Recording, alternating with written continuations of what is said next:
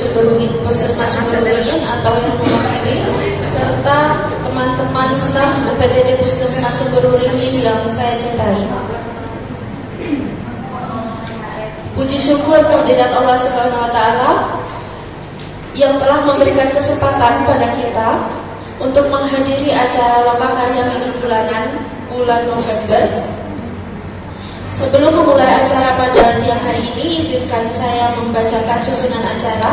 Yang pertama yaitu pembukaan, yang kedua menyanyikan lagu Indonesia Raya, yang ketiga pembukaan oleh Dr. Agung, yang keempat doa, yang kelima sosialisasi dan evaluasi oleh Ketua PPI, yang keenam evaluasi hasil akreditasi KMP, yang ketujuh evaluasi hasil akreditasi UKM, yang kedelapan evaluasi hasil akreditasi UKP, yang kesembilan evaluasi hasil akreditasi keselamatan pasien, 10 evaluasi hasil akreditasi INN, 11 sosialisasi indikator mutu, 12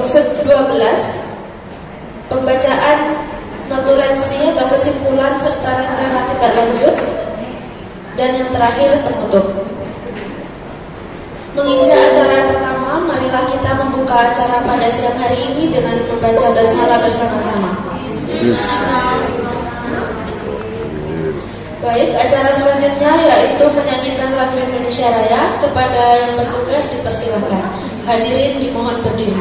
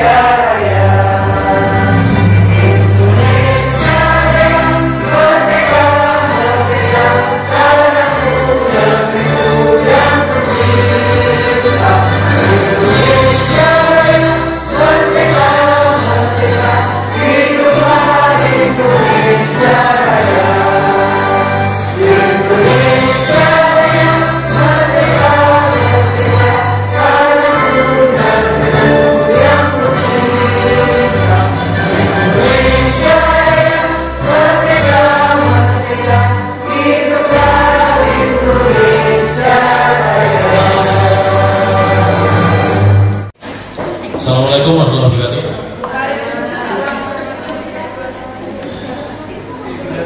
Yang terhormat Bu Katibu, Bu Gusnul, yang saya banggakan semua staf UPTD Puskesmas Suberuringin. Ya. Alhamdulillah, wassalamualaikum warahmatullahi wabarakatuh. Yang pertama-tama mari kita panjatkan puji syukur kepada Allah Subhanahu wa Ta'ala yang telah melimpahkan nikmat dan rezekinya dan hidayahnya dan barokahnya kepada kita semua, dan yang telah menjadikan kita insan-insan kesehatan, pejuang-pejuang kesehatan, ujung tombak yang menjadi ujung tombak dalam pembangunan kesehatan negara kita, ya, yang senantiasa melayani masyarakat. Ya. Alhamdulillah, dan selawat serta salam mari kita panjatkan ya kepada yang besar kepada kita, yang besar Muhammad SAW.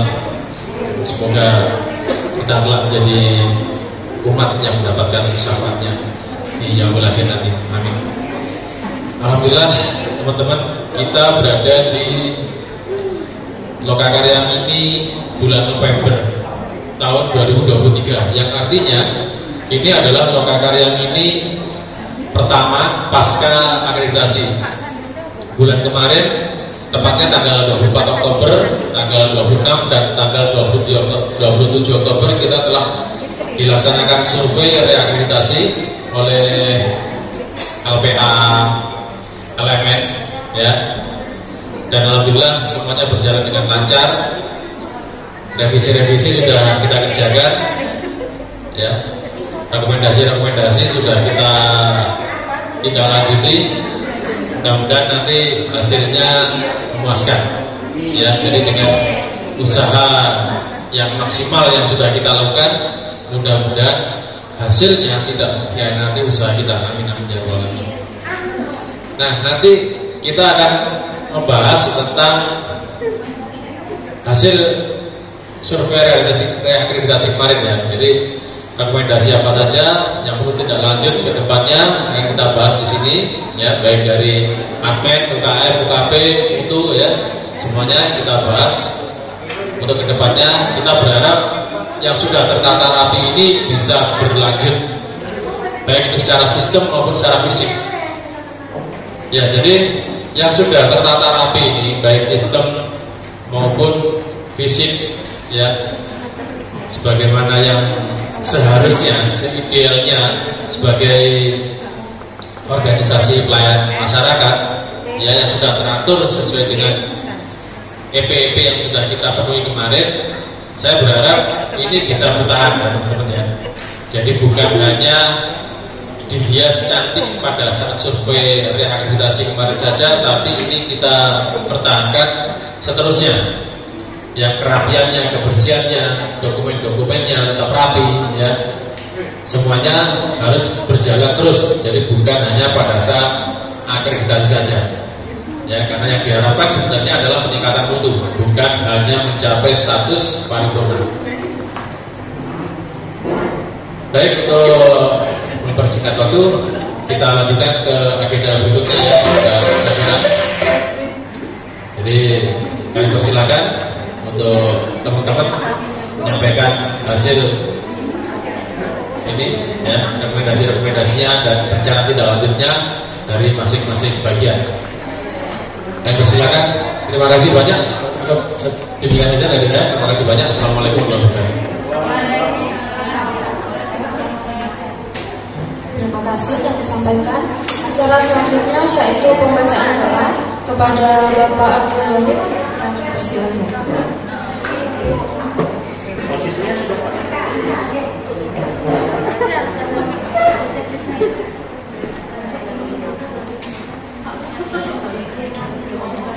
Mari kita tundukkan kepala sejenak, kita berdoa, mudah-mudahan acara hari ini berjalan lancar.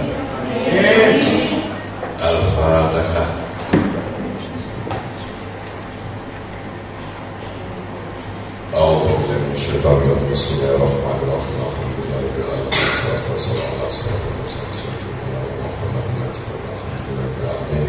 Allahumma sholli wa sallim wa barik ala sayyidina Muhammad wa ala alihi kama la nihayata asyhadu an la ilaha illallah astaghfirullah wa sallallahu alaihi wa sallam. Allahumma inni afuwwun tuhibbul afwa fa'fu ya karim. Allahumma sholli salatan kamilah wa sallim salamatan ala sayyidina Muhammad wa barik ala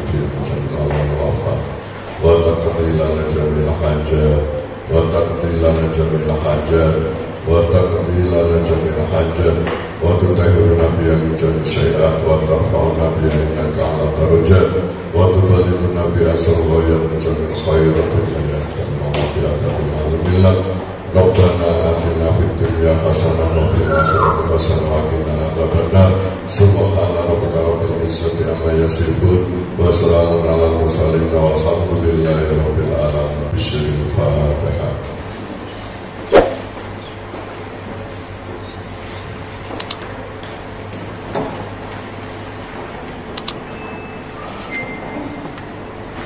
Acara selanjutnya yaitu sosialisasi dan evaluasi oleh Ketua PPI. Kepada yang bertugas kami persilakan. Assalamualaikum warahmatullahi wabarakatuh. Mohon izin ya, saya di sini ingin sharing. Jadi salah satu alasan kenapa saya berusaha untuk mengaktifkan PPI Intinya itu seperti gini ya teman-teman, kita bertahap saja untuk membuat sebuah hal yang baik semakin meningkat. Ini ada intinya gini ya, PPI ini sebenarnya bukan ingin kita itu mengetahui ini salah atau benar. Kita harus sama-sama rela, sama-sama sadar bahwa apa yang salah, yang nggak masalah dimunculkan di suatu forum, namun bukan untuk menghukum atau menghakimi, tapi membantu kita agar nantinya apa yang terjadi mungkin terulangnya itu menjadi semakin kecil. Contohnya hal yang sederhana itu kemarin yang sempat saya temui itu penggunaan nasab kanun, ya itu hal sederhana, tapi sering sekali ketika pasien itu pulang, nasab kanun itu tetap berada di tabung oksigen. Dan terbaiknya ketika ada pasien baru yang datang karena saking keburunya atau karena saking gimananya ya, terpakai lagi oleh pasien yang baru datang itu. Itu kalau misal pasien yang sebelumnya tidak punya IB, seperti itu ya. Jadi kan hal sederhana itu tadi ya apa? Ya kalau itu seandainya bukan apa-apa kita, tapi kalau seandainya kita sendiri atau keluarga kita sendiri, itu kan menjadi hal yang ya apa ya, dan sip lah. Pas hal berikutnya yang saya ketemu itu boleh kateter di apa? Disterilisasi ulang. Itu sebenarnya kalau dulu sterilisator itu masih berfungsi gitu, karena bahan apa ya itu masih bisa direuse. Namun dalamnya full kateter itu tadi itu tidak ada yang bisa memastikan bahwa bersihnya total. Jadi kalau pertimbangan dahulu itu daripada tidak dikateter, jadi digunakan itu dengan dekontaminasi yang sudah dianggap maksimal. Tapi kalau sekarang itu menjadi bahan habis pakai.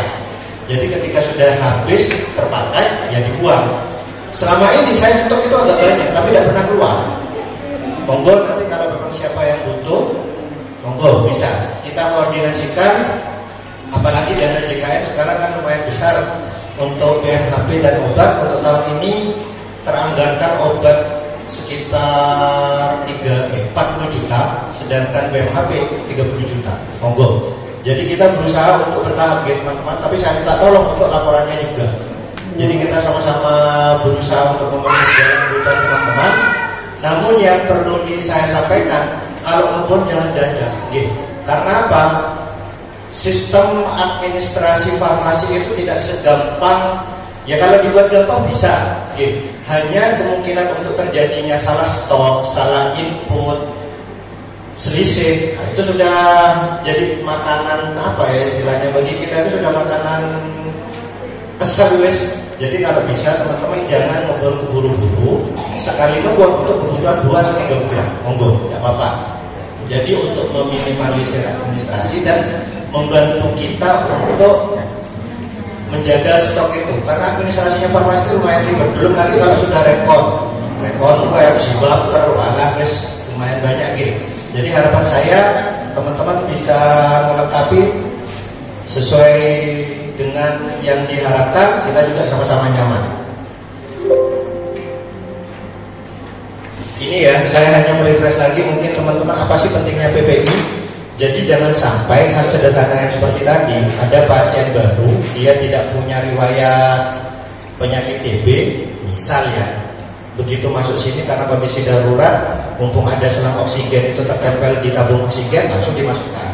Ternyata pasien sebelumnya dia kena TB, sudah kemungkinan besar dia akan ulang. Ini ada contoh yang sampai masuk di koran, operasi sesar, tapi akhirnya setelah beberapa hari keluar nanah.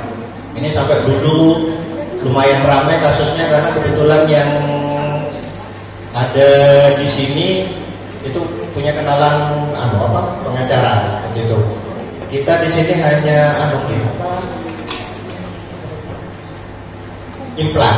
implan juga mungkin, tapi selama ini belum ada ya yang lapor kalau sampai terjadi pos gitu. Coba nanti kita pelan-pelan ya teman-teman. Intinya gini, PPI kita berusaha bukan untuk menghakimi, namun berusaha untuk membuat sistem yang mana nanti kita sama-sama akan terbantu agar bisa lebih berhati-hati lagi.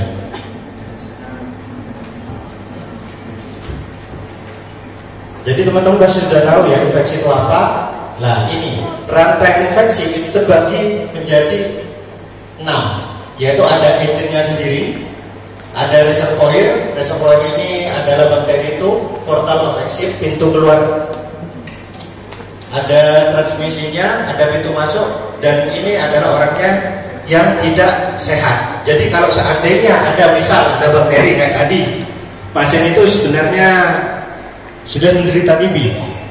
Dia karena digunakan oksigen, akhirnya mau nggak mau di dalam oksigen tersebut nasalnya itu ya dia kan pasti ada bakterinya. Apalagi dekat dengan mulut. Ketika dia dahung saja kurang lebih ribuan partikel itu juga sudah keluar. Otomatis kalau bisa dibilang nasal kanul itu pasti terkontaminasi. Berikutnya ada pasien yang datang baru. Ini hanya misal ya, jangan sampai terjadi di tempat kita. Misal pasien datang baru karena dia sudah imunnya sudah rendah karena namanya sakit. Begitu datang ke pusat kesehatan, langsung dikasih nasal seperti itu misalnya, akhirnya dia kemungkinannya akan tertular dengan semakin tinggi.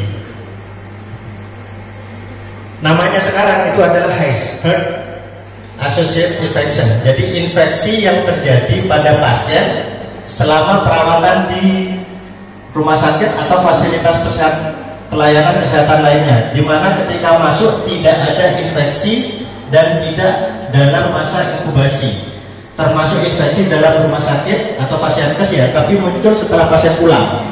Juga infeksi karena pekerjaan pada petugas rumah sakit dan tenaga kesehatan terkait proses pelayanan kesehatan di fasilitas pelayanan kesehatan.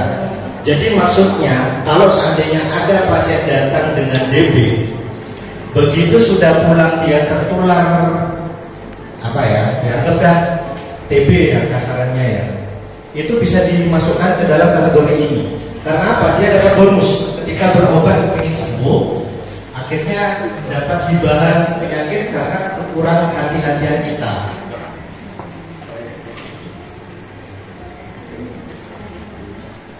Jadi konsep dasar penyakitnya infeksi itu penyakit infeksi yang didapat beberapa waktu yang disebut basic tadi ya.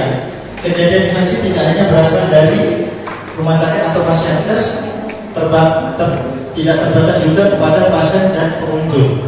Jadi yang perlu kita jaga itu bukan hanya pasiennya saja, tapi pengunjung, termasuk kita batuk misalnya.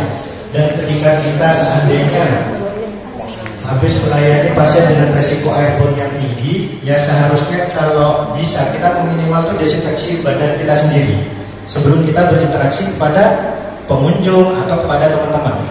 Jadi misal ada pasien rawat inap itu dia sudah diagnosanya TB, maka secara tidak langsung dalam ruangan, saya waktu itu kalau tidak salah pas akreditasi itu ada ruang satu pasien itu yang menderita TB, dan di sana yang jaga itu juga tidak menggunakan masker, yang sakit juga tidak menggunakan masker, dan keluar masuknya itu enak gitu. Kita coba nanti akan merubah kebiasaan seperti itu. Bahkan nanti kalau seandainya ada perawat JTV atau apa, minimal ketika dia, karena itu sudah airborne, bisa dikatakan di dalam ruangan tersebut kemungkinan adanya bakteri TB itu sangat besar. Jadi minimal APD-nya harus lengkap. Ya hazmat, kalau face shield itu. Karena apa? Karena kalau seandainya menular ke kita, ya bukan hanya karena kalau TB sederhana, tapi pengobatannya yang tidak sederhana. Untuk ILTB saja itu pengobatannya 3 bulan kalau tidak salah ya. Jadi di dinkes sekarang itu mungkin nanti bisa ya teman-teman ngecek, atau nanti ya kita koordinasikan. Jadi ngecek apakah di dalam tubuh kita ini ada bakteri TB-nya. Tapi karena tubuh kita ini masih sehat, bakteri tersebut tidak aktif, masih inaktif. Tapi ketika kita sudah sakit atau tua ya, atau sudah daya tahan tubuh menurun, kemungkinan bakteri tersebut itu akan menjadi aktif. Jadi itu sekarang sudah di dinkes itu sudah ada tesnya. Jadi ini adalah ruang lingkup program PPI menurut Permenkes 27 sama pedoman teknis ya. Yang pertama ada waspada isolasi, penerapan bandel yang ini coba berusaha untuk kita kerjakan pelan-pelan. Minta tolong sekali lagi ya, kita bukan ingin menghakimi. Nanti kalau seandainya penerapan ini kita seolah-olah seperti apa ya, seperti surveyor lah kasarannya, paling gampangannya ya. Bukan kita mengaudit teman-teman, mereferensikan teman-teman. Kayak kemarin lagi contohnya yang sederhana, habis TTV dari pasien yang ke satu ke pasien yang lain, ya langsung sudah minimal kan seharusnya cuci tangan lah atau apa. Hal-hal sederhana itu mungkin terasa ribet di awal, tapi nanti kelama-lama itu sangat berfungsi. Ini juga ada penggunaan antimikroba yang bijak. Berikutnya adalah pelatihan. Jadi kewaspadaan standar ini dirancang untuk diterapkan secara rutin dalam perawatan seluruh pasien yang terdiagnosis terduga infeksi atau kolonisasi. Diterapkan untuk mencegah terjadinya transmisi silang sebelum pasien didiagnosis, sebelum ada hasil pemeriksaan laboratorium, dan setelah pasien didiagnosis. Jadi mungkin untuk saat ini lab kita kan sederhana, jadi ya hal-hal kayak gini ini memang untuk ditemukannya sangat kecil. Tapi kan kalau dicontoh di rumah sakit yang sudah besar, ketika kita salah waktu dulu itu kalau tidak salah kondisinya ramai, jadi ruangan tersebut itu penuh, akhirnya digabungkan dengan pasien lain untuk kayak kelas 3 itu kan bergabung. Ternyata ada salah satu pneumonia ISPA itu yang terlambat deteksi, akhirnya digabungkan dengan penyakit yang non ISPA. Akhirnya setelah perawatan 2 hari, kanan kirinya itu tertular juga ISPA. Untungnya pasien tersebut tidak paham. Oh, saya awalnya ini ya Pak, ya kenapa ya saya sebelum ini udah sesak nafas gitu. Tapi setelah 2 hari ini saya kok mengandung ISPA, sesak lagi ya. Akhirnya setelah dicari, ternyata ada satu pasien yang itu diagnosanya lewat. Dia ternyata menderita ISPA, tapi digabung dengan pasien yang tidak ISPA. Akhirnya seluruh ruangan itu kena ISPA, dapat bonus penyakit. Secara sebenarnya kalau kita lihat, tidak penting juga sih, atau bukan bukan kita kan yang ISPA atau pasien aja. Tapi balik lagi, kita ini ingin berusaha untuk memberikan pelayanan yang terbaik kepada pasien. Jangan sampai ya kalau seandainya kita tidak ngerti ya wallahu a'lam sudah ya, terserah lah ya. Tapi kalau ketika kita ngerti tapi kita tidak memperlakukan, ya hati nurani kan jadinya gimana gitu. Misal tangan kita sudah kotor, malas aku yang mau cuci tangan, begitu ada pasien kita langsung bantu. Ayolah yang sakit ke pasien, tapi kan kita balik lagi nilai moralnya gitu. Jadi ini adalah yang komponen utama kewaspadaan standar yang akan berusaha kami selalu terapkan gitu. Yang pertama nanti kebersihan tangan, alat pelindung diri, dekontaminasi peralatan, kesehatan lingkungan, limbah, perlindungan kesehatan petugas, penempatan pasien, etika batuk, praktek penyuntik aman, dan penata laksana linen. Nah untuk ini linen saya juga kemarin sedikit menemukan informasi ya, bahwa ada di suatu tempat di sini yang kalau linennya itu ketika pasien pulang tidak selalu diganti, nunggu kalau rodok budak atau rodok kena cairan itu baru diganti. Nah itu kan misal ya ada cairan yang namanya kalau pasien kita juga tidak tahu apa lendir atau darah yang nempel tapi kita tidak terlihat dengan mata, cepat kering, namun bakteri tersebut tidak terkena sinar matahari, itu kan lumayan awet. Datang pasien baru, ya sudah akhirnya dapat tambahan bonus penyakit. Monggo nanti kita akan berusaha kalau kebutuhan linennya teman-teman itu seperti gimana, bertahap kita berusaha untuk melengkapi ya sambil berjalan pelan-pelan lah. Kita berusaha untuk meningkatkan untuk di puskesmas Beruling ini. Jadi ini ya kebersihan tangan. Bila tangan tampak kotor ini hanya refresh saja. Kalau tangan kotor kena cairan tubuh silakan cuci tangan menggunakan air. Tapi kalau seandainya tidak kotor bisa menggunakan hand rub.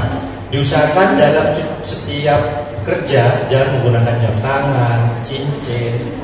Karena apa? Sulit untuk membersihkan bakteri di area tersebut. Misal kita baru dapat pasien TB, habis itu kita pulang, tapi cuci tangannya kasihan juga, dengan keluarga yang ada di rumah. Kuku petugas harus selalu bersih dan terpotong pendek. Karena apa? Sangat sulit untuk membersihkan di area kuku. Ya kalau tidak terkena cairan infeksius. Kalau seandainya terkena, sangat sulit untuk membersihkan. Ini langkah cuci tangan ya. Nanti kita akan berusaha untuk menerapkan ke teman-teman dan minta tolong nanti setelah kontak dengan pasien atau sebelum ke ruangan pasien dibiasakan untuk cuci tangan. Ini 5 momennya ya. Ini ada sedikit video mungkin biar teman-teman sedikit memiliki gambaran ya apa sih sebenarnya kalau idealnya cuci tangan. Ini kebetulan petugas tersebut dia membawa sendiri. Jadi ketika dari luar itu kan kita bisa terpapar dengan bakteri apapun ya. Misal habis ngomong-ngomong habis itu ke pasien sudah dapat virus. Jadi cuci tangannya seperti itu. Sebelum kita menyentuh pasien biasakan kita cuci tangan menggunakan hand rub gitu. Atau yang paling cepat itu. Ini kalau seandainya hand rub-nya tersedia di samping pasien.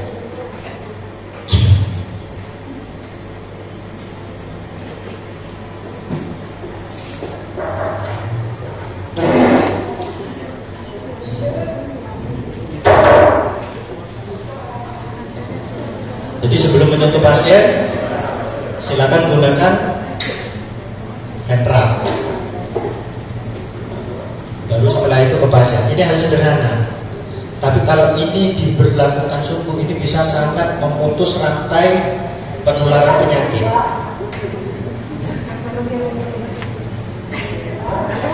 Memang untuk awal itu terasa sangat ribet. Tapi kalau kita terbiasa hal seperti ini santai gitu, cepat kayak yang apa ya? Biasalah gitu. Dan itu nanti akan terbawa kita ketika kita di rumah. Minimal dengan cuci tangan seperti saya sudah dulu pernah praktek ya pakai kecap. Ketika kita tidak 6 langkah cuci tangan, coba kalau jenengan kepingin mau nyoba di rumah ada kecap, coba cuci tangan menggunakan kecap tanpa 6 langkah cuci tangan. Pasti nanti akan ada area yang tidak terkena sabun. Tapi kalau menggunakan 6 langkah cuci tangan, kemungkinannya itu sama-sama bersih, rata. Itu hal sederhana tapi sangat bisa berefek. Selama ini karena apa tidak teraudit gitu, jadi ya sudah infeksi alam dah, pokoknya Bismillah lah, pokoknya ada habis dari puskesmas tambah parah, rujuk, kasarannya seperti itu. Sekarang eranya sudah baru, semuanya sudah semakin dicek. Berikutnya alat pelindung diri, usahakan ya teman-teman kalau memang seandainya sibuk minimal masker, jangan sampai menghadap pasien itu tanpa masker. Kita bukan limbat yang punya kekuatan ekstra.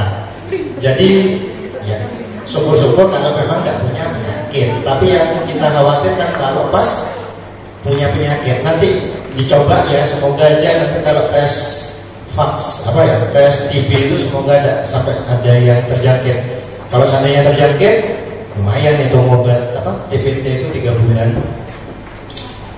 Ini ada saran dari kami. Jadi seandainya teman-teman untuk pendaftaran pasien bisa cukup pakai masker. Untuk pengukuran tekanan darah ya cukup masker, suhu masker. Tapi kalau sudah SC, IM, IV ini biasakan menggunakan handscoon. Berikutnya kalau limbah ini harus lengkap. Karena apa? Limbah terkontaminasi itu hal yang sangat beresiko, termasuk linen. Saya kadang kalau lihat Mbak Iis itu kebal Mbak Iis ini hebat gini.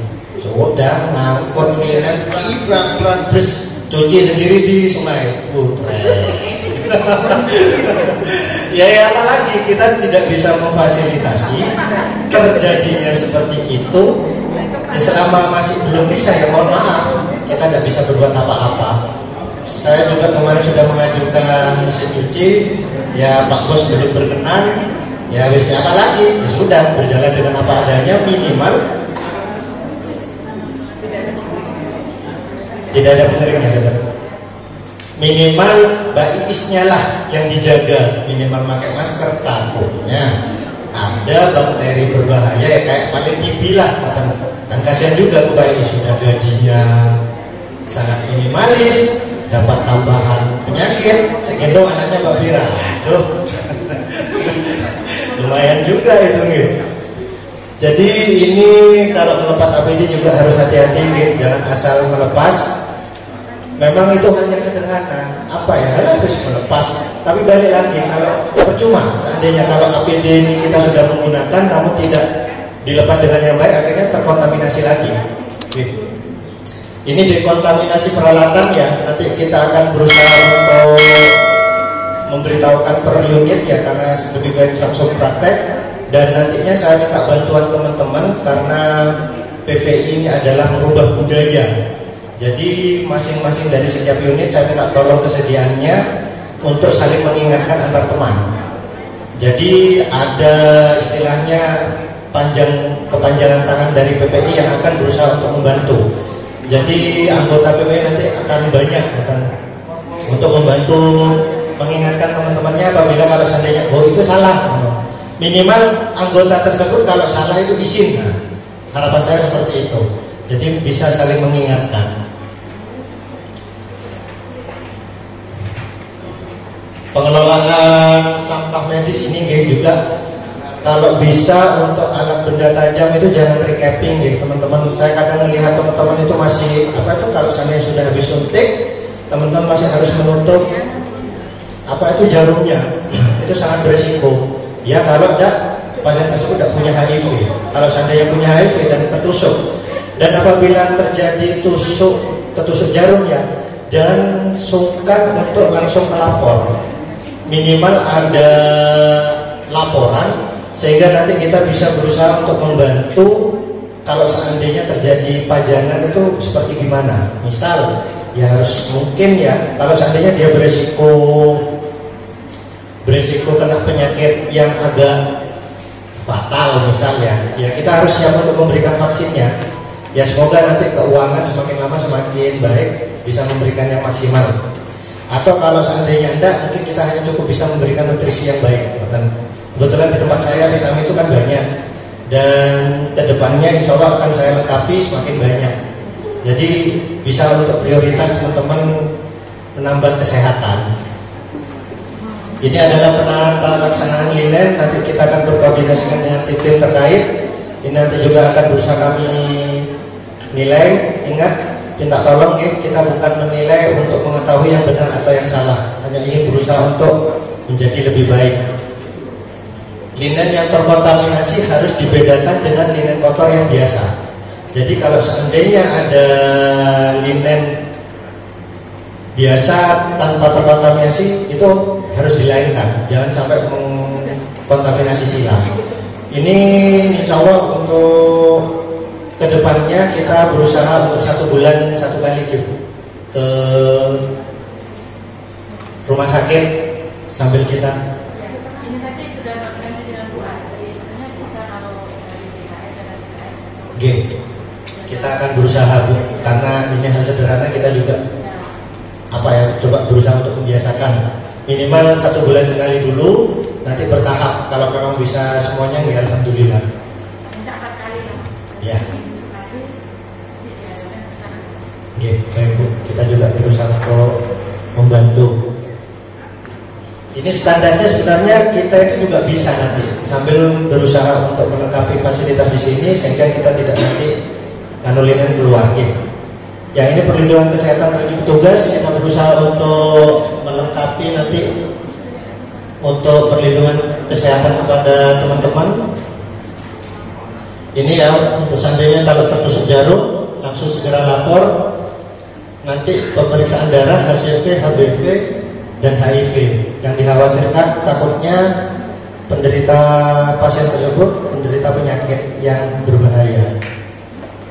Ini penempatan pasien yang di sini masih sangat minimalis, berusaha untuk kita rubah. Intinya dari penempatan pasien ini jangan mencampurkan pasien dengan resiko penyakit yang berbeda. Kalau memang dia punya resiko airborne, digabungkan dengan yang airborne.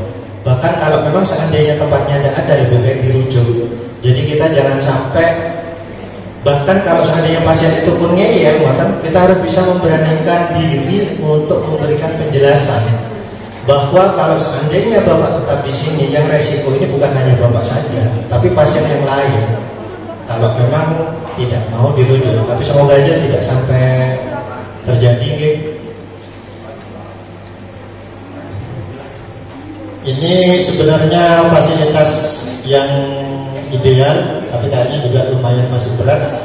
Untuk pasien TB ini sekarang sudah ada poli TB, alhamdulillah. Jadi kalau seandainya ada pasien dengan penyakit TB bisa langsung diarahkan ke poli TB.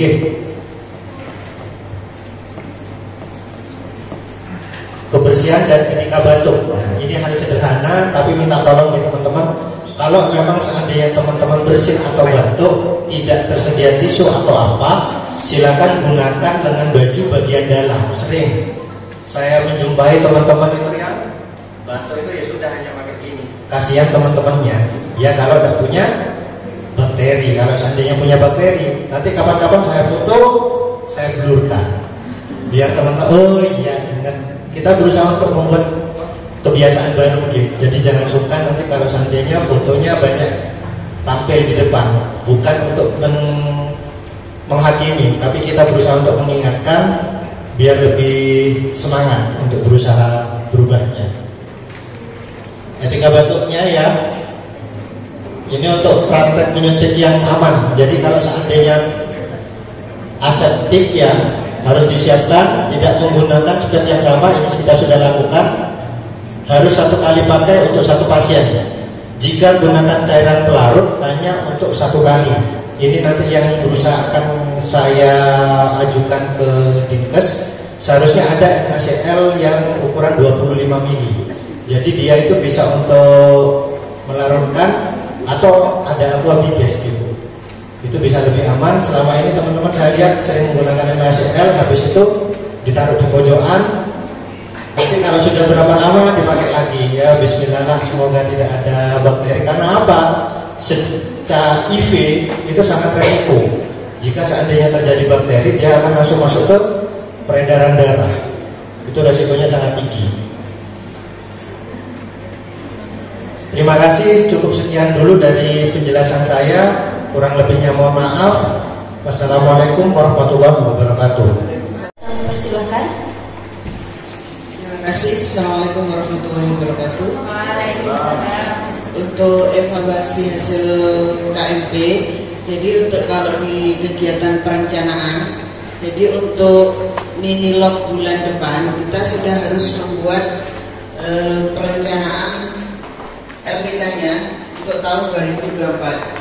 Jadi teman-teman nanti yang anggarannya sudah diserahkan ke Mas Yoga, nanti dicek ulang. Di sini ada Mas Yoga kan?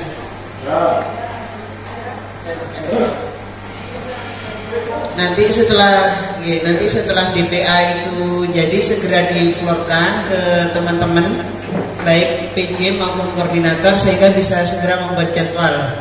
Nanti biar tidak Mas Yoga yang membuat jadwalnya, jadi teman-teman dari awal sudah harus membuat penjadwalannya. Itu untuk di RPK-nya.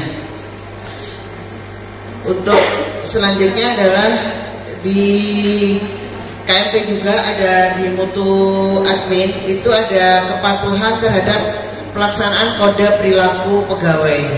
Kode perilaku pegawai kita memakai berakhlak, tetapi kita untuk evaluasinya kita persempit menjadi di peraturan internal itu kita buat nanti kepatuhan karyawan terhadap tingkat absensi, kepatuhan terhadap apel, juga kepatuhan terhadap 5R.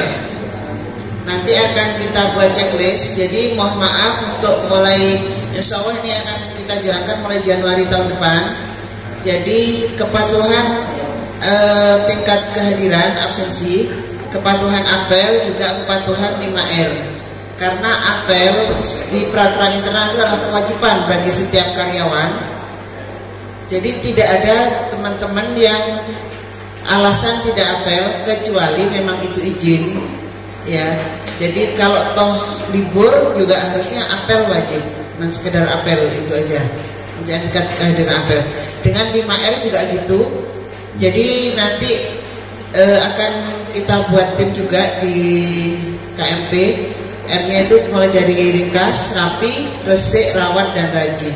Kalau 5R ini sudah kita buat perilaku yang dasar, insya Allah ketika mau ada tamu atau apa kita juga tidak terlalu tanggapan gitu ya, karena sudah menjadi pembiasaan yang baik bagi kita. Untuk pelaporan, karena di pelaporan kegiatan teman-teman itu semua harus masuk di dalam pelaporannya KMP juga.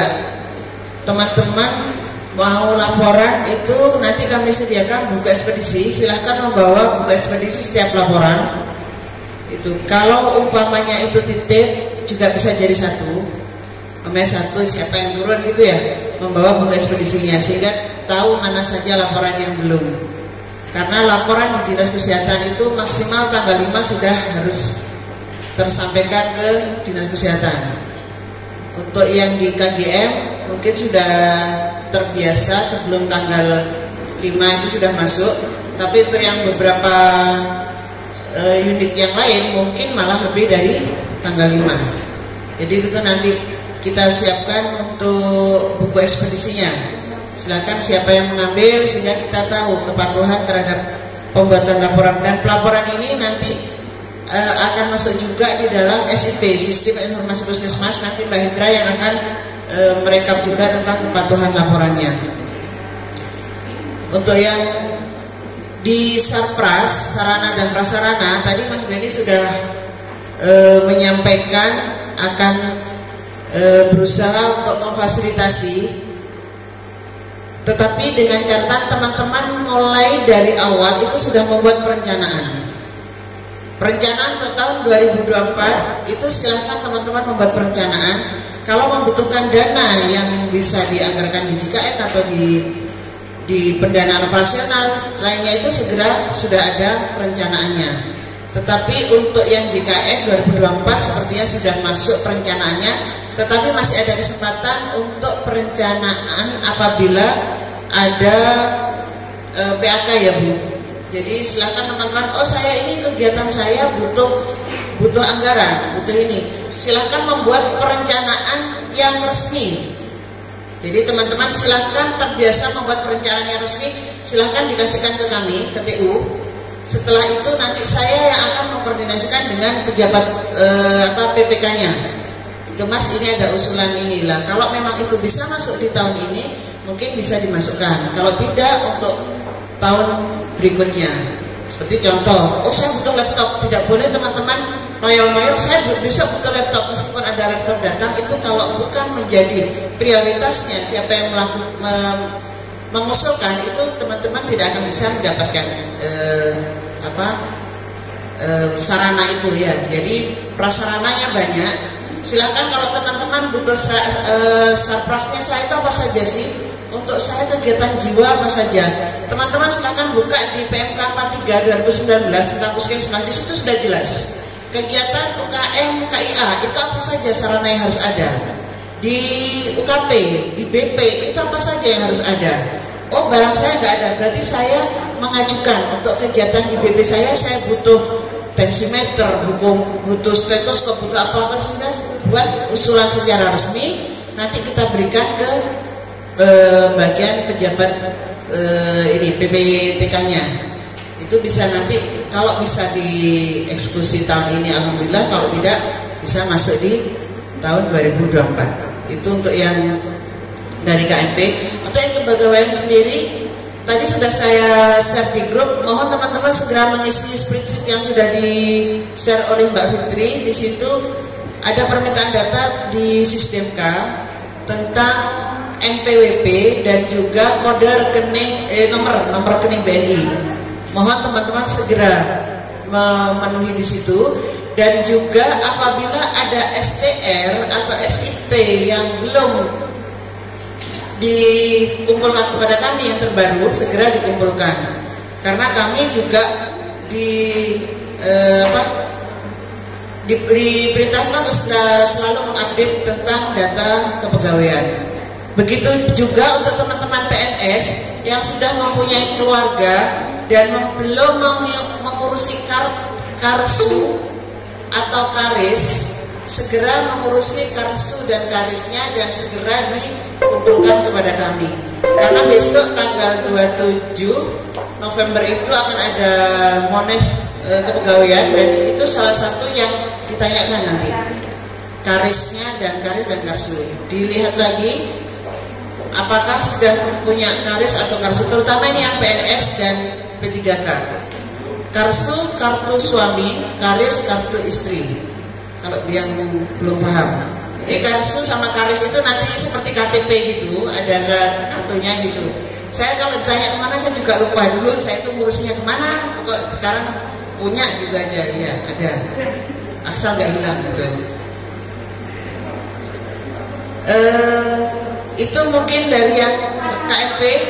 Jadi untuk Januari 2024 kita mulai seperti yang disampaikan Mas Benny tadi, kita tidak akan menjadi dalam tanda kutip Dima Kodim, tetapi itu menjadi kewajiban kita untuk meningkatkan mutu layanan dan mutu kinerja kita, dengan kita harus berusaha membuat, dan wajib ya Mas ya, membuat checklist kepatuhan terhadap dari masing-masing kegiatan kita. Itu saja dari saya akhiri. Assalamualaikum warahmatullahi wabarakatuh. Terima kasih kami sampaikan. Acara selanjutnya yaitu evaluasi hasil akreditasi UKM. Kepada yang bertugas kami persilakan. Terima kasih atas waktunya. Di sini saya akan menyampaikan tentang akreditasi yang kemarin. Saya mohon kepada teman-teman grup UKM jangan sampai keluar dari grup UKM ya, karena di sana di grup itu kita bisa membahas tentang permasalahan-permasalahan yang teman-teman koordinator program yang akan disampaikan. Jadi saya bisa nanti jadi jembatan berjalan ke pihak manajemen gitu. Ya. Ini saya ingin sedikit membahas tentang capaian teman-teman sampai bulan September pada yang saya lihat itu hanya UKM esensial saja, karena pengembangan masih belum sampai bulan September laporannya. Di UKM esensial ini capaian yang terendah tetap seperti bulan Juni kemarin, yaitu di program ISPA dan program PTM. Yang ISPA, Mbak Rizka mohon untuk tahun depan bisa ditingkatkan lagi, karena sampai bulan September ini dari target ISPA penemuan penderita pneumonia itu 75, sampai bulan September itu capaiannya 35%. Betul nih? Berapa? Ada tambah kecil. Ya, untuk penderita kasus pneumonia yang diobati juga begitu. Targetnya itu 70. Ini yang saya rekap itu hasilnya 37,5% ya. Apa 0, juga? Ya, di sini nggak ada Mbak Mega ya. Oh, turun. Di PTM itu dokter kemarin kita di UKM sudah dibahas kenapa pelayanan tentang kesehatan usia produktif itu kurang dari target. Sebenarnya hanya kesalahan pengentrian saja. Petugas koordinator programnya itu sudah melakukan, cuman tidak terentry begitu. Insya Allah tahun depan kita akan perbaikan di PTM, juga bisa dibantu dengan petugas wilayah teman-teman wilayah juga menyambung dari Bu Kusnul tadi. Bu Kusnul kan minta jadwal kegiatan yang ada hubungannya dengan BUK. Saya juga minta di akhir tahun, yaitu di bulan 12, teman-teman wilayah harus menyetorkan jadwal posyandu lansia, jadwal posyandu remaja, dan jadwal posyandu balita. Jadi kita yang di Indo ini akan melaksanakan P3-nya. Jadi pengendalian dan pengawasannya. Bukan kami ini mengawasi jenengan, tidak. Jadi intinya itu kita akan melihat apakah ada permasalahan-permasalahan di waktu pelaksanaan kegiatan itu. Dan juga bagi teman-teman yang tidak ada dana BOK-nya, Pak Dokter, bisa masuk ke kegiatan teman-teman yang di desa. Begitu, G. Mungkin ada yang bisa ditambahkan dari teman-teman koordinator program. Terima kasih. Terima kasih, Dokter. Cukup sekian dari saya. Kurang lebihnya mohon maaf. Assalamualaikum warahmatullahi wabarakatuh. Terima kasih kami sampaikan. Selanjutnya yaitu evaluasi hasil akreditasi UKP. Kepada yang bertugas kami persilakan. Assalamualaikum warahmatullahi wabarakatuh. Waalaikumsalam warahmatullahi wabarakatuh. Semangat ya teman-teman ya.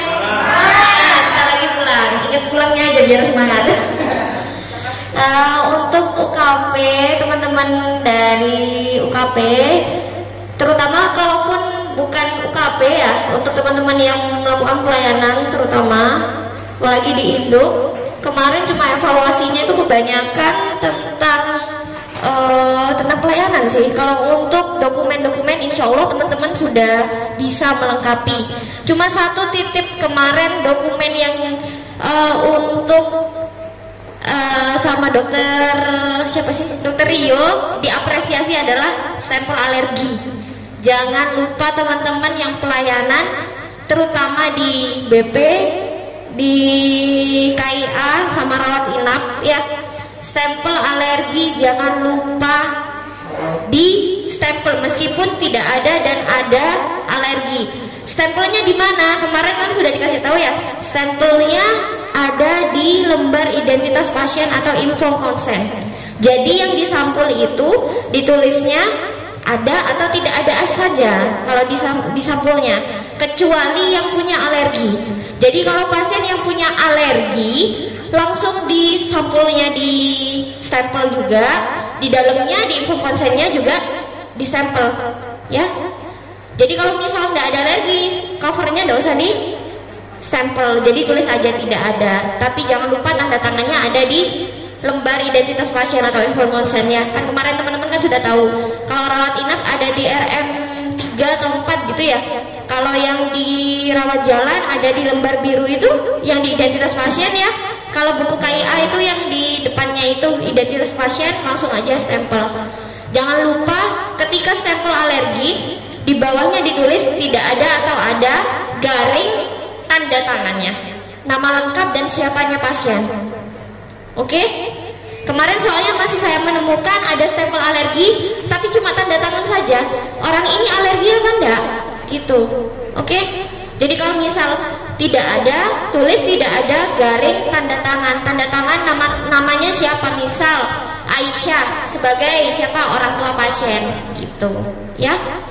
Oke, itu yang pertama untuk stempel alergi. Itu sudah diapresiasi sama Dokter Rio. Jangan lupa, jangan sampai tidak di stempel ya. Titip Mbak Ning, jangan lupa titip ke teman-teman ya. Atau enggak, ketika nganu lesnya pasien itu dilihat ada stempelnya apa enggak. Kalau misalnya enggak ada, sudah stempel sendiri. Kan Mbak Ning tahu kan yang rawat jalan. Kalau yang rawat inap, teman-teman rawat inap insya Allah sudah tak titipkan. Oke, stempelnya ada di loket, ada di Mbak Ningsi, jangan lupa dikembalikan. Oke? Yang pertama itu untuk dokumen. Kalau sejauh ini insya Allah tidak ada. Dan sekarang kita sudah jalan CPPT ya, CPPT rawat jalan. Jangan lupa CPPT rawat jalan itu dijalankan ketika kita konsul internal ke poli.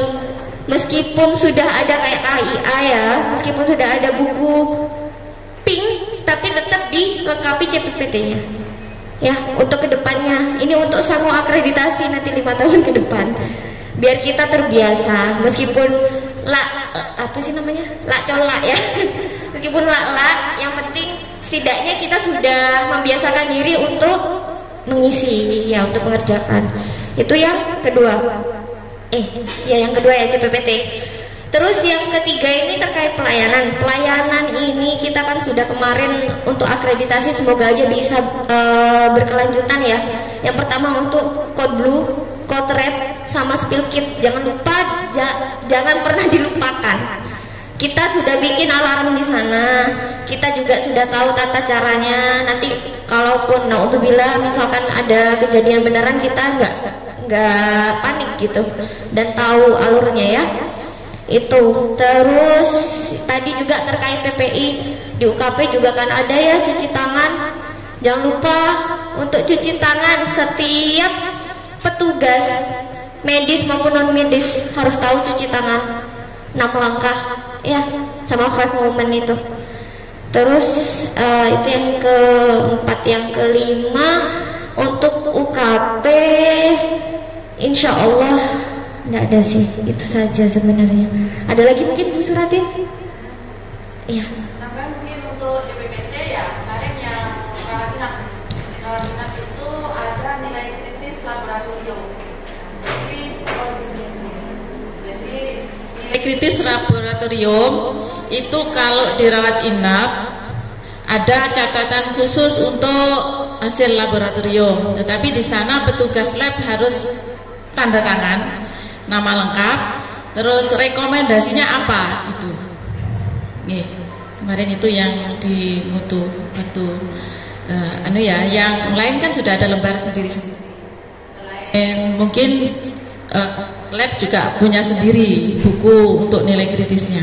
Gitu. Rawat inap ya, di RM-nya rawat inap. Ya. Terus mungkin kalau boleh usul untuk stempel alergi Bu disediakan di setiap pelayanan. Nggih, paham. Cuman kalau adanya di loket kita kan butuh sewaktu-waktu, susah nyarinya. Harus lari, jadi cenderung kececer. Terus yang sering lupa juga di stempel tetapi tidak ditulisi itu alergi apa tidak alergi dan tidak ada tanda tangan. Mungkin itu ya.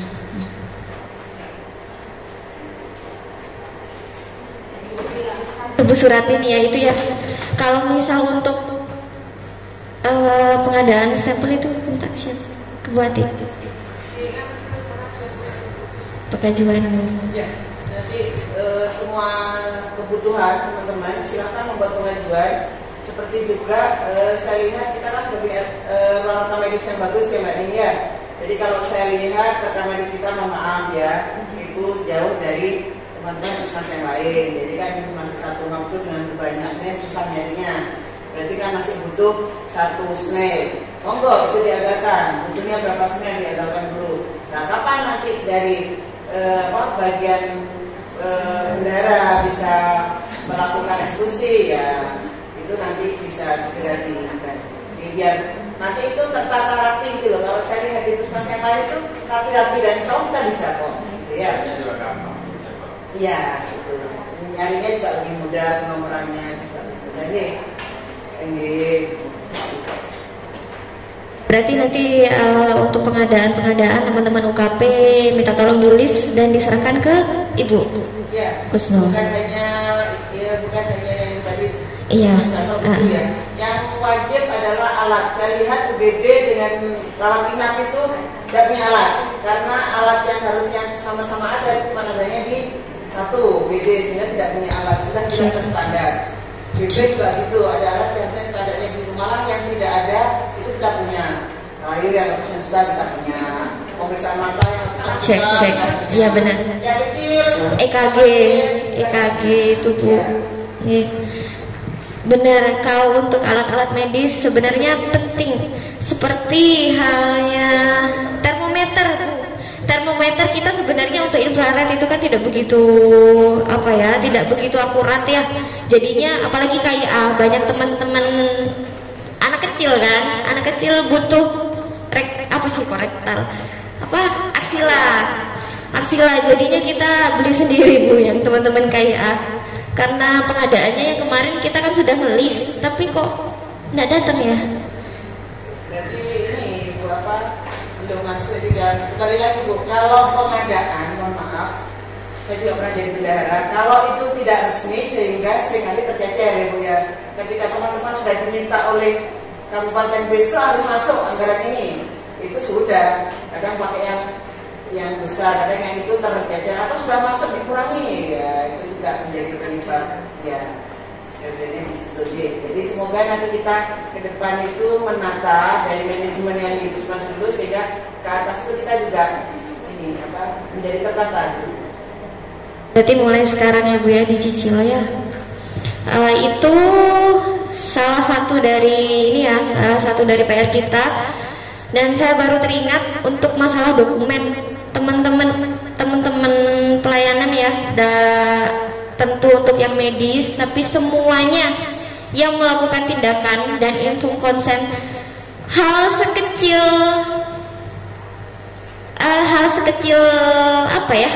pun tuh jangan sampai terlewat. Kemarin Dokter Rio itu sebenarnya sudah mengapresiasi, cuma ada beberapa hal kecil yang sebenarnya kita kira oh ini nggak kira dilihat gitu, tapi ternyata dilihat. Apa contohnya? Kayak info konsen atau persetujuan. Misal sudah isi identitas tanda tangan, itu tidak dilingkari siapanya pasien itu ya, jangan lupa dilingkari. Saya tadi visite ternyata masih tidak ada sama sekali yang dilingkari, paling 1-2 rekam medis yang dilingkari ya. Soalnya kalau misal teman-teman yang lain yang melanjutkan itu yang bukan yang menerima pasien, kalau misal yang melanjutkan itu misal mau bikin info konsen lagi atau misal mau anggapannya kita ya, kalau misal nggak ketemu teman-teman nggak ketemu keluarga pasien yang tanda tangan itu kan kita biasanya nembak sendiri. Nah itu kan kita nggak tahu itu siapanya pasien kalau nggak dilingkari ya. Jangan lupa teman-teman perawat inap, poli, BP, general konsen juga Mbak Ning, kalau di depan ada yang dilingkari tentang statusnya keluarganya pasien, sama lagi status pembiayaan, biasanya KIS JKN umum itu nggak dilingkari. Hal kecil itu sangat sangat krusial gitu loh ke depannya. Kalau misal nanti terjadi apa-apa loh, ini saya tidak tanda tangan, saya namanya ini tapi saya tidak tanda tangan, saya bukan apanya pasien, nah takutnya gitu ya. Oke, itu untuk sementara UKP itu saja. Mungkin dari teman-teman UKP ada tambahan? Nada pas, oke. Terima kasih atas perhatiannya, kurang lebihnya mohon maaf. Wassalamualaikum warahmatullahi wabarakatuh. Terima kasih kami sampaikan. Selanjutnya yaitu evaluasi hasil akreditasi keselamatan pasien. Kepada yang bertugas kami persilahkan. Assalamualaikum warahmatullahi wabarakatuh. Saya mau menyampaikan tentang keselamatan pasien ya. Kan ada 6 sasaran keselamatan pasien. Ini kemarin yang telusur ke ruangan. Jadi keselamatan pasien yang pertama tentang identifikasi pasien. Jadi nanti ada formnya sudah saya pilah-pilah, itu ada di BP, ada di KIA, UGD rawat inap, gigi, obat, lab, pendaftaran, dan konseling serta dapur. Ya, kemarin yang kececer memang saya yang di dapur, itu ya Mbak Iis. Sebenarnya orangnya cuma satu. Waktu penyerahan makan itu harus nanya dulu nama pasiennya, takutnya kesalahan dalam pemberian makan. Kemarin yang ditelusur di BP. Jadi nanti form ini harus diisi setiap bulan. Observernya sudah saya tentukan di sana ya. Jadi ada satu observer itu untuk 2 ruangan. Sementara kalau misalkan tadinya mau ini ya koordinatornya kayak di KIA itu Bu Ati yang jadi observer, ternyata saya kesulitan. Nanti yang mengobservasi Bu Ati itu siapa? Sementara itemnya berbeda. Itu BP, coba di BP. Itu ya. Jadi ada tanggal observasi dan pelayanan pasien karena di BP tidak ada tindakan. Itu nih. Kemarin ya mungkin evaluasi dari yang kemarin ya, bukan berarti salah, tapi mungkin kurang benar. Waktu itu kan dilihat cara mengidentifikasi pasiennya bagaimana ya. Waktu itu mungkin siapa ya kemarin, Dokter Faisal ya, yang pelayanan pasien. Jadi menanyakan ibu namanya ini ya gitu, misalkan ibu namanya Bu Ningsih ya, jadi tidak boleh begitu, nama ibu siapa gitu. Jadi langsung pasiennya yang menjawab ya. Itu berlaku di semua pelayanan. Alamatnya mana, umur atau tanggal lahirnya kalau bisa gitu ya.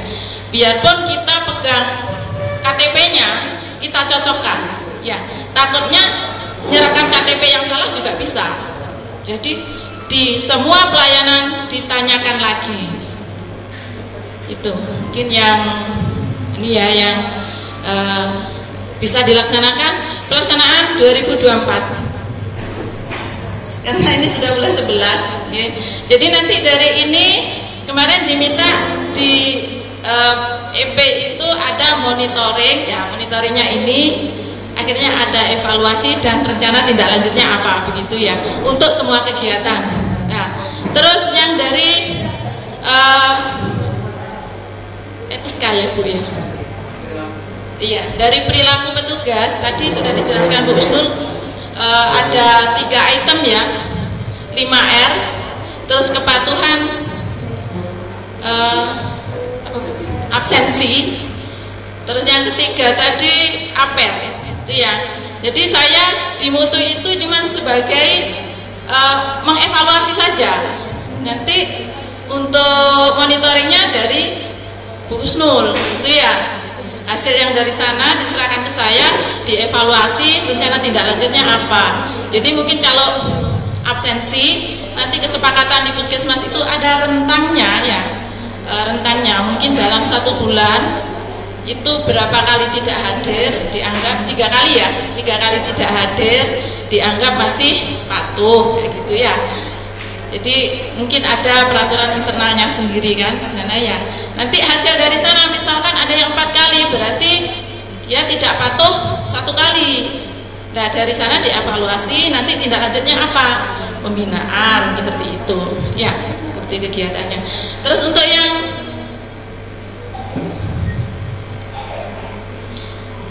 peningkatan komunikasi efektif, mungkin untuk stempelnya kan ada SBAR dan format SBAR ya ini ya. Jadi untuk setiap pelayanan, bukan cuma rujukan ya, kalau rujukan pasti pakai SBAR tuh ya. Jadi rujukannya itu jangan lupa stempelnya. Stempel waktu telepon itu ada sendiri formnya, di sebelahnya waktu operan langsung pada waktu di rumah sakit tuh ya. Jadi ada pasien, ada petugas yang mengantar menyerahkan ke petugas yang ada di rumah sakit itu. Terus stempelnya kan selama ini cuma ada di rawat inap ya, yang rujuk ya antaranya KIA, UGD dan rawat inap itu ya. Monggo apa mau diadakan stempel lagi atau mungkin cukup 1 itu ya. Terus SBAR itu juga pakai SBAR atau TBAK ya. Jadi kita telepon, kita tulis ya, kita baca ulang tulisannya itu, nanti rekomendasinya apa gitu ya, kita baca ulang gitu ya. Lalu dokternya mengkonfirmasi. Itu yang komunikasi efektif. Untuk peningkatan keamanan obat yang perlu diwaspadai, kemarin Mbak Panitika sudah lengkap. Cuman yang saya bingung itu gini, pengawasan obat itu yang ngawasi harusnya siapa? Apa dari UKB? Apa langsung dari mutu? Kenapa? Bukan. Obat yang diwaspadai di apotek. Di apoteknya. Apotekernya. Jadi Mbak Panitika mengawasi Mbak Panitika sendiri ya. Mengetahui mungkin ya, Mbak Panitika sendiri mengecek, mengetahui UKP ya, ketua UKP gitu ya, koordinator UKP-nya ya. Apa langsung kepala puskesmas?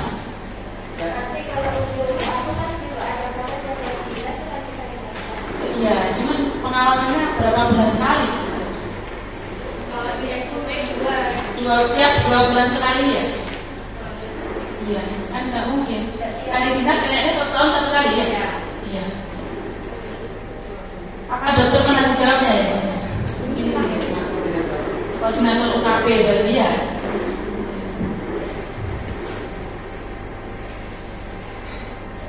Terus untuk kepastian tempat lokasi, tempat prosedur, tempat pasien operasi, sebetulnya kita yang bisa dilakukan memang untuk yang di KIA, pemasangan implan, ya, karena yang lain itu yang datang ke UGD kita tidak pernah melakukan operasi, biarpun kecil gitu.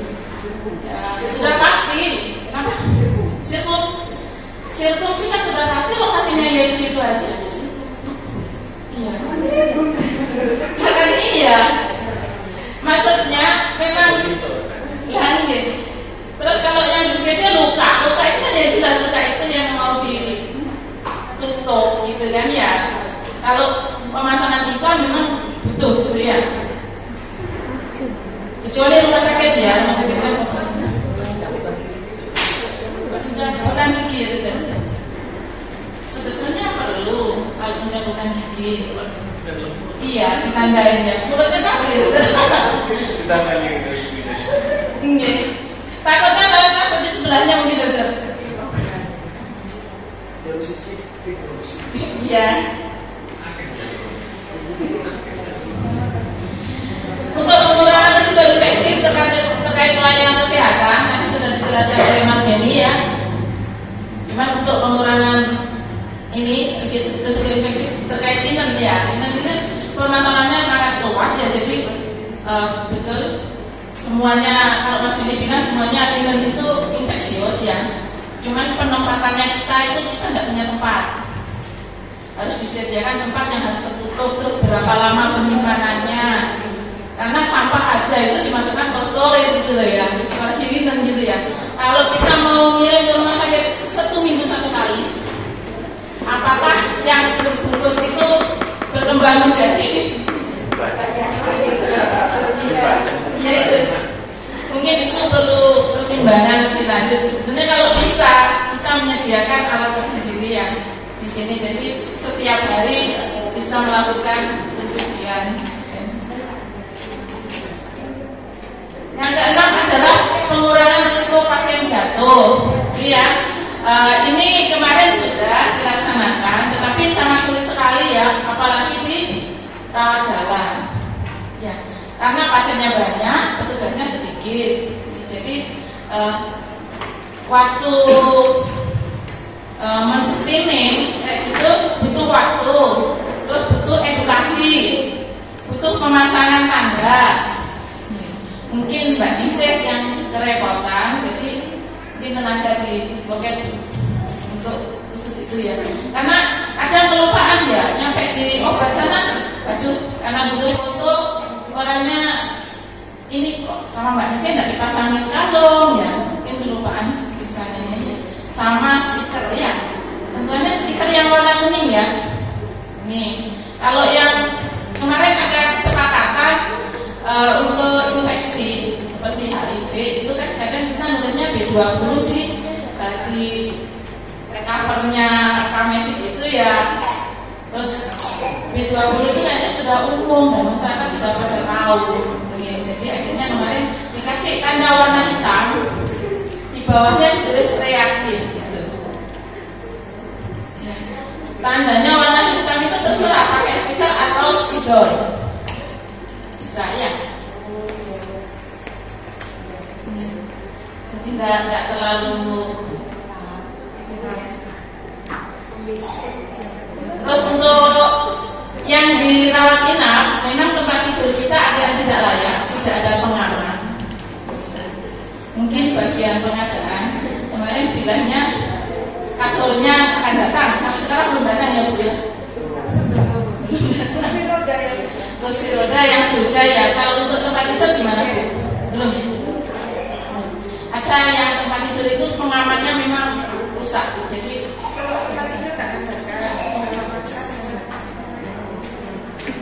kita harus pilih-pilih untuk pasien-pasien yang risiko jatuh kita tempatkan yang ada ininya ya. Sementara kalau aja beda dulu. Ya. Aman ya. Aman. Oke. Terus untuk ini kita mohon perhatiannya ya, kita tidak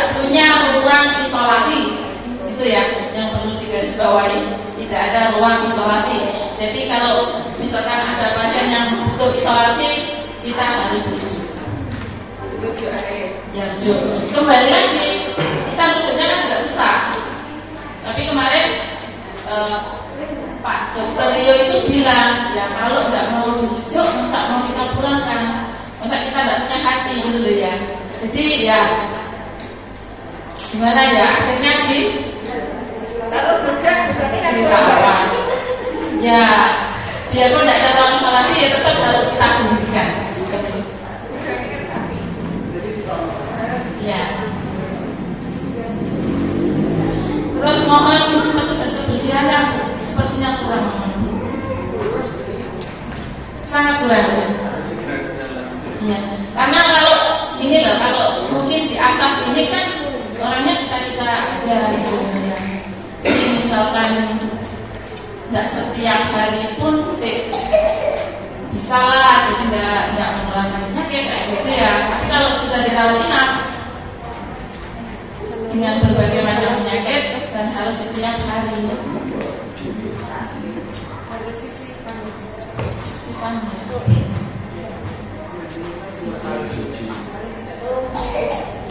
Ini masalahnya yang mau dari petugas kebersihan ya, itu juga susah dari orangnya. Untuk saat ini min ya, jadi saya pun masih ada yang belum dikembalikan.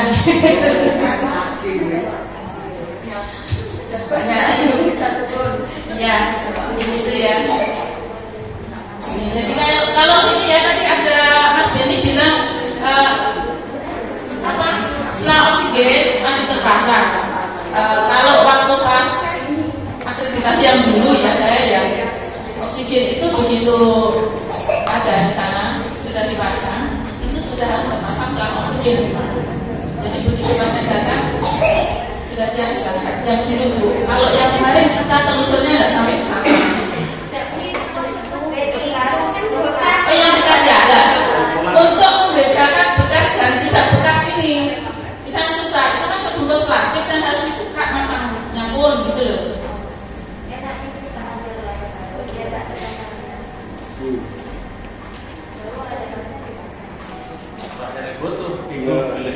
Ya, kalau yang pertama itu bilangnya harus standby, jadi siaplah. Begitu pasien datang kita tinggal pasang.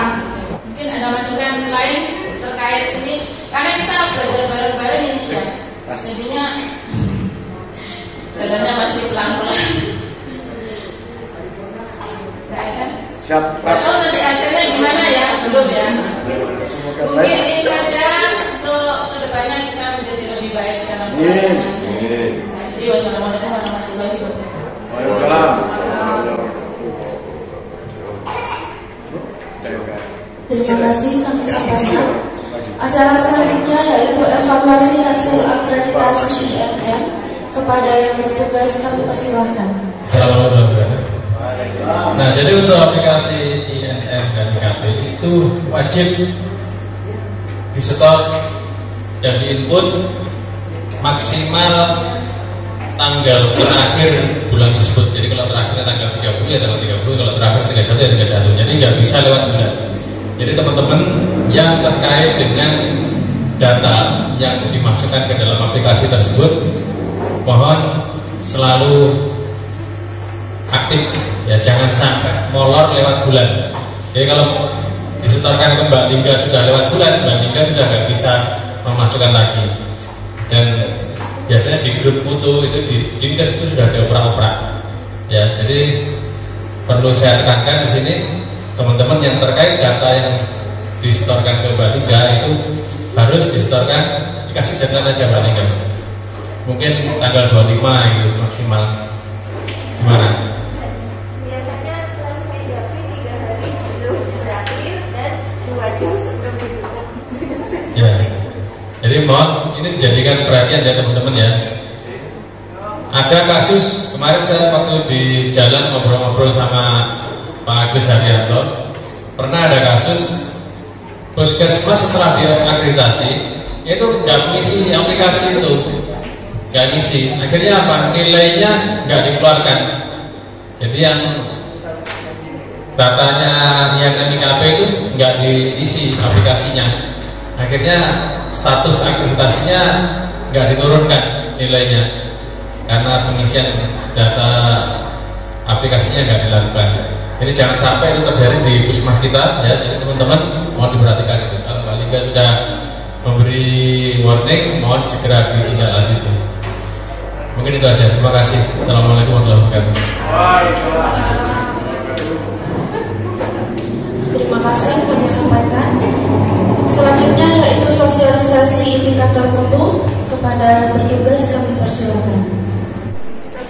Sebelum ke indikator mutu, saya mohon izin kembali mengingatkan bahwa mutu ini merupakan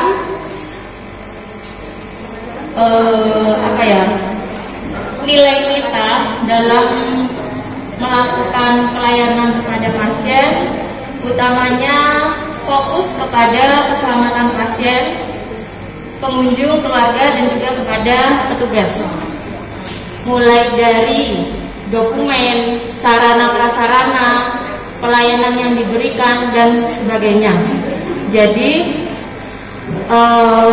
mutu ini merupakan evaluasi dari hasil kinerja dari Bapak Ibu, mulai dari manajemen, UKM, termasuk juga UKP itu sendiri. Di sini ada 3 indikator mutu, yaitu indikator nasional mutu yang INN yang tiap bulan kita kerjakan itu. Kemudian ada indikator mutu prioritas puskesmas. Ini tiap puskesmas tidak sama, disesuaikan dengan kebutuhan dan masalah yang ada di puskesmas tersebut. Kemudian yang ketiga adalah indikator mutu unit pelayanan. Jadi masing-masing unit pelayanan ada indikator mutu juga. Untuk indikator mutu prioritas tahun 2023 ini mengangkat tentang hipertensi. Maksudnya adalah kenapa diambil hipertensi? Kami mengambil hipertensi ini dari sumber data hasil capaian PTM, yang mana di situ ada pelayanan kesehatan penderita hipertensi. Salah satu indikator program PTM yaitu yang meliputi pengukuran tekanan darah dilakukan minimal 1 kali sebulan di Fasyankes, kemudian edukasi dan melakukan rujukan jika diperlukan. Jadi ini kaitannya dengan program PTM. Kemudian di UKP-nya, jadi masing-masing unit pelayanan yang menemukan pasien hipertensi ini mohon untuk dilaporkan juga kebanyakan dari teman-teman, entah itu Puskesmas, DSDBP, jika menemukan pasien hipertensi yang biasanya pasien itu dalam pengawasan kita itu tidak terlapor. Jadi kemungkinan itu yang menyebabkan kenapa pelayanan ini juga tidak tercapai. Kemudian nanti di manajemennya bisa disampaikan waktu ada kegiatan seperti Lokmin Tribulanan lintas sektor, kemudian kegiatan-kegiatan lain yang ada di luar gedung, untuk disampaikan agar lintas sektornya ini biar tahu kalau kita memiliki indikator mutu prioritas puskesmas tentang pelayanan pada penderita hipertensi, biar mereka semua itu turut mengawal. Jadi kalau misalkan, oh iya saya punya tetangga hipertensi, saya motivasi untuk datang ke puskesmas. Nanti kalau ternyata pasien itu hipertensi baru, jadi kan kita mudah memantau, akhirnya menemukan dan terpantau. Nah selama ini Mbak Mika nggak ada ya. Untuk program PTM kan sudah melakukan kegiatan namanya Posbindu. Masing-masing desa itu satu pos ya Bu, Posbindu. Nah dari Posbindu itu sebenarnya sudah bisa menaikkan capaian pelayanan hipertensi, tetapi masih belum terlalu signifikan karena pada kenyataannya penderita hipertensi ini banyak sekali, dan satu desa kalau satu pos itu masih belum efektif. Kalau bisa untuk kedepannya Posbindu itulah yang nanti dijadikan program inovasi kita untuk meningkatkan capaian hipertensi. Entah itu nanti dibuat posbindu per dusun, per RT atau bagaimana. Jadi pokoknya untuk mengejar ini, sedangkan target sasarannya itu total jumlah penduduk kan itu bisa sekitar 30 tahun lagi kita bisa mencapai kalau kita tidak memperbanyak posbindunya. Dan ini harus 1 bulan 1 kali gitu. Kemudian untuk yang Mbak Ita kemarin itu program inovasinya kan lebih ke prolanis ya Mbak Ita ya, lebih ke prolanis dan itu yang punya BPJS aja. Jadi itu masih belum bisa mengcover semua. Sedangkan hipertensi yang dimaksud ini semua, entah itu punya KIS atau enggak, itu kita harus berikan pelayanan minimal 1 kali dalam 1 bulan.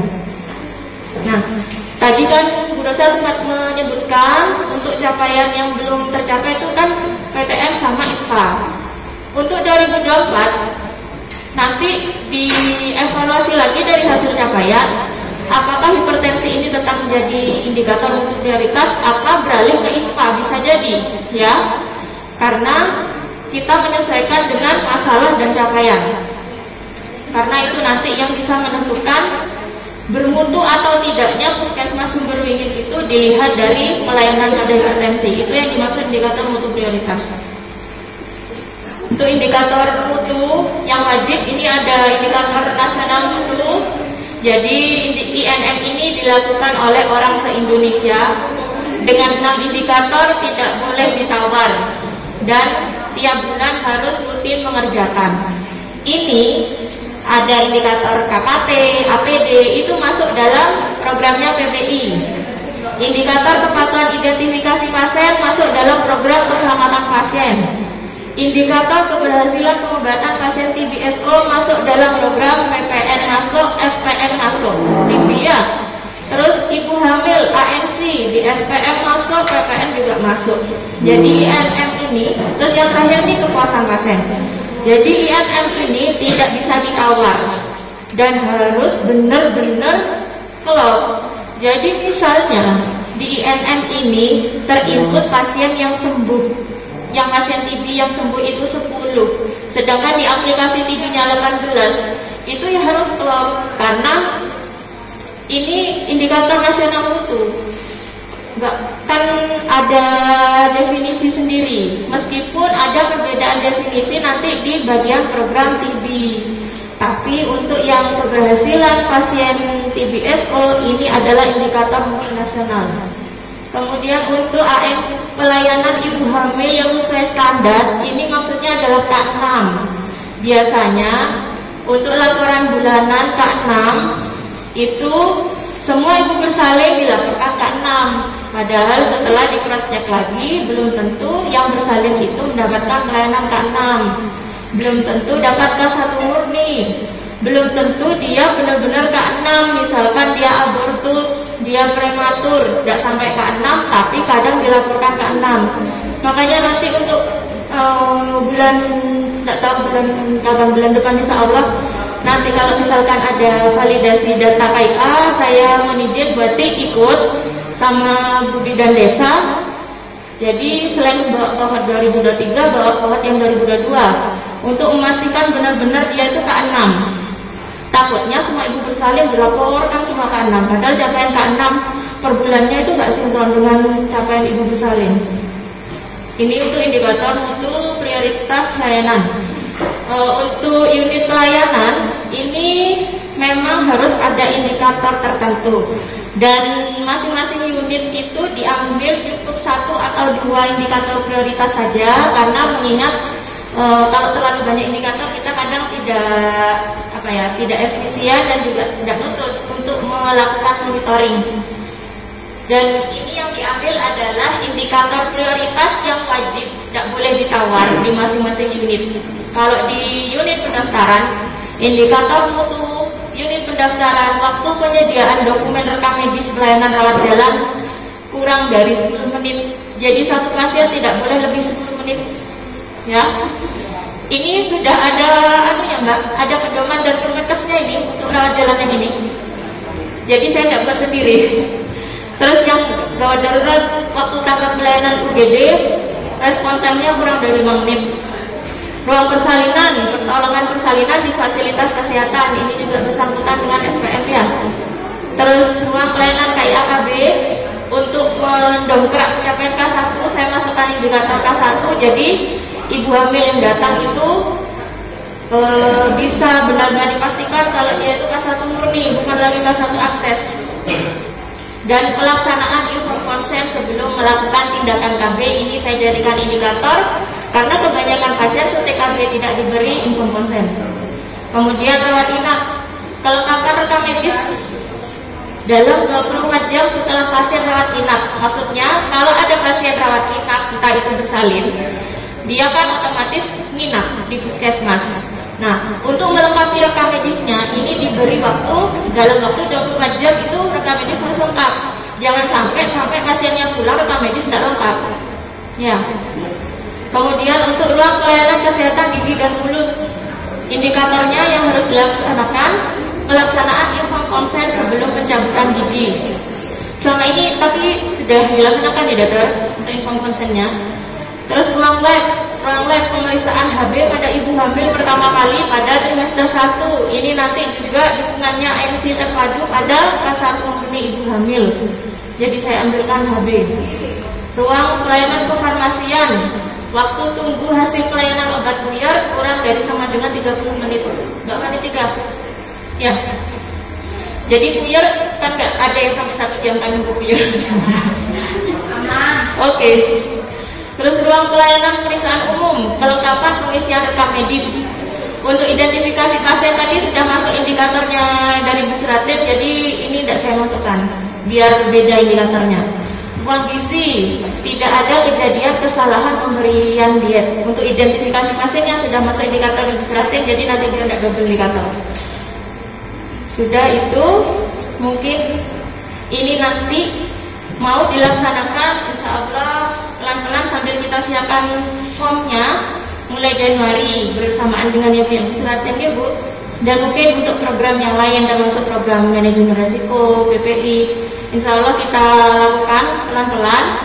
Formnya sudah ada dan ini kan eman-eman, mumpung data itu sudah kita, dokumen itu sudah kita buat dari nol dan kita buatnya juga sudah sambil belajar sedikit sudah mulai paham. Jadi kalau sudah ada data dasarnya kita nggak melaksanakan, kan itu eman-eman. Ya. Nanti waktu ada monek PKP kita sudah nggak bingung, nggak kelabaan lagi. Terus nanti untuk pelaporan tetap dilakukan per bulan, monitoring kita lakukan per 3 bulan saja, evaluasi per 6 bulan. Yes. Untuk UKP ini bisa ke Dr. Zaila atau Dr. Faisal ya, dokter, untuk pemantauan indikator mutu unit pelayanan. Berdua, Dr. Faisal atau Dr. Zaila ya. Nah ini, untuk kesepakatan selanjutnya ini kan per bulan untuk laporannya. Sedangkan per bulan kita juga banyak laporan yang lain. Dimana kalau biasanya kan laporan program itu maksimal tanggal 5 ya Bu. Untuk yang ini kita maksimal tanggal 10 aja. Setelahnya laporan-laporan teman-teman biar tidak membebani ya. Nah, dan harapannya tidak hanya diisi, tapi ini memang benar-benar dilaksanakan. Karena nanti akan terlihat saat adanya audit internal. Ya. Nanti audit internal kita juga benar-benar melihat kalau misalkan audit internal itu di unit pendaftaran, di loket rekam medisnya betul enggak, rekam medisnya itu dilaksanakan sesuai dengan indikator ini gitu. Oh yang mumpung ingat untuk yang rekam medis tadi kan disebutkan ada tanda warna hitam ditulis reaktif untuk pasien B20 termasuk HBsAg ya. Soalnya kadang saya juga di KIA itu lupa, di buku KIA ditulis HBsAg positif dan itu besar pakai spidol. Sedangkan rekam medis ini kan rahasia. Kadang kita nggak sengaja pasien selanjutnya numpuk di atasnya kelihatan HBsAg positif apa ya.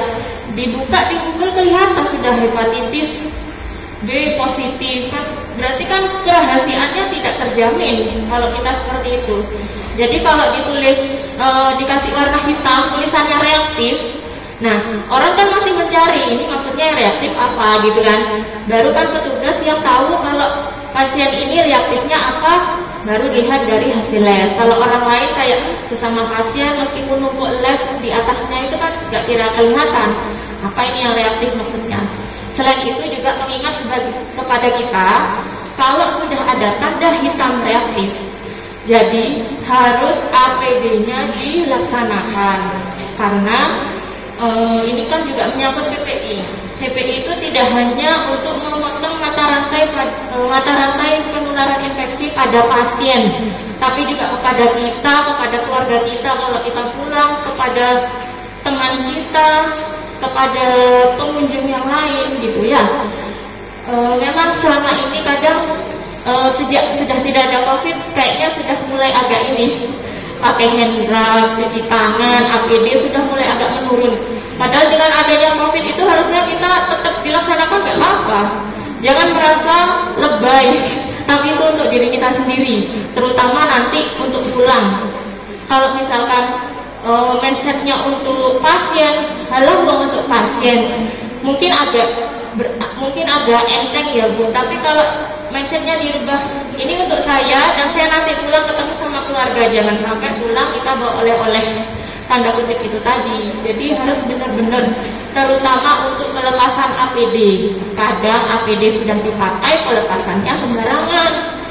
Kita harusnya tidak terkontaminasi gara-gara salah pelepasan APD, salah memasukkan sampahnya, akhirnya kita terkontaminasi.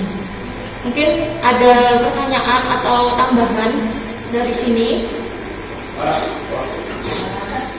Sudah mulai.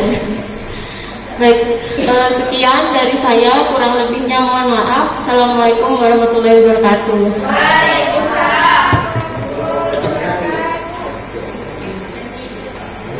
Terima kasih kami sampaikan. Acara yang terakhir yaitu penyampaian kesimpulan dan rencana tindak lanjut. Kepada yang bertugas kami persilakan. Baik, Assalamualaikum warahmatullahi wabarakatuh. Tibalah agenda kita yang terakhir yaitu di pembacaan kesimpulan. Jadi dari hasil lokmin pada siang hari ini, kesimpulannya adalah bahwa semua kegiatan mulai dari PPI keselamatan pasien di mutu akan kita jalankan secara real dengan bertahap sambil kita evaluasi nanti ke depannya bagaimana. Tidak hanya sekedar kita menyiapkan bukti dokumen abal-abal di depan surveyor ya, tetapi itu memang akan kita lakukan karena kita tadi sudah kita buat. Untuk rencana tindak lanjutnya, jadi nanti dari tim PPI akan mengaktifkan timnya untuk melakukan monitoring itu yang masih yang kepatuhan, baik yang APD, cuci tangan itu nanti dari di tim PPI masing-masing ruangan sebenarnya sudah ada timnya, akan dilakukan monitoring juga untuk monitoring di keselamatan pasien Bu Surati ya. Jadi rata-rata nanti akan kita kerjakan di 2024 untuk realnya. Desember coba kita sudah mulai kerjakan. Nanti akan kita ajukan juga pengajuan penganggaran untuk beberapa kegiatan dan pengadaan barang dan surprise ya, surprise ke teman-teman koordinator juga pelayanan segera melakukan pengajuan penganggaran nanti kepada kami ke TU dan akan kami tindak lanjuti ke bagian pendanaan. Selanjutnya untuk laporan mutu, jadi untuk laporan kegiatan itu sebelum tanggal 5, laporan maksimal tanggal 5 sudah harus masuk ke Dinkes. Begitu juga dengan laporan kepegawaian dan absensi. Jadi teman-teman sebelum tanggal 5, tanggal 1 absensi sudah minimal tanggal 2 itu kami sudah bisa merekap. Sebelum tanggal 5 maksimal tanggal 5 kami sudah memberikan laporan ke Dinkes, begitu juga dengan koordinator yang lain. Untuk kegiatan mutu, laporan diminta tanggal 10. Itu saja mungkin yang bisa saya sampaikan. Ada koreksi tambahan? Pas. Baik. Gini teman-teman ya. Mungkin ini saya akhiri. Assalamualaikum warahmatullahi wabarakatuh.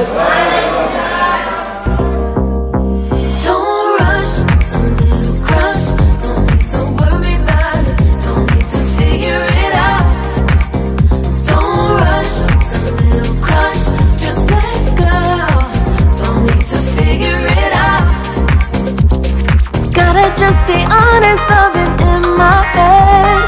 Reinforce my walls with all these hypotheticals.